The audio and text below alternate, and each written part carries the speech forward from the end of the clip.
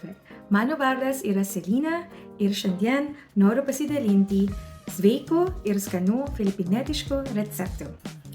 Filipinų kalba mes sakome nilaga, kas reiškia virtas.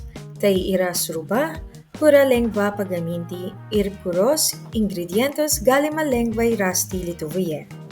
Šitas receptas yra labai senas, naudotas prieš Ispanijos kolonizacijos laikus. Tada pradėkime.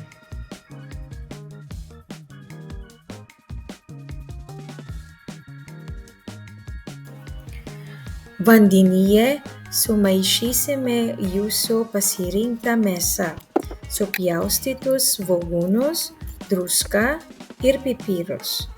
Šiandien aš naudoju kiaulienos sprandinę.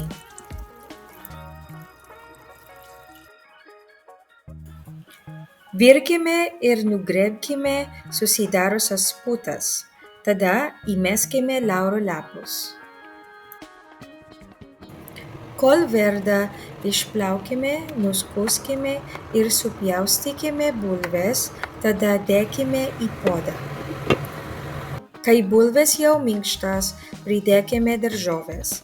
Paprastai naudojame kopūstus arba bokčoj salotų lapus, bet jei neturite, tada tinka špinatai ir šiandien pridedu žirnius.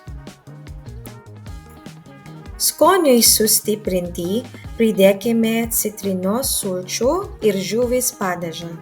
Kai viskas paruošta, tada patiekite su ryžiais. Kartu galite pasiūlyti citrinos ir žuvis padažus. Receptą galite modifikuoti pagal jūsų skonį. Skanaus!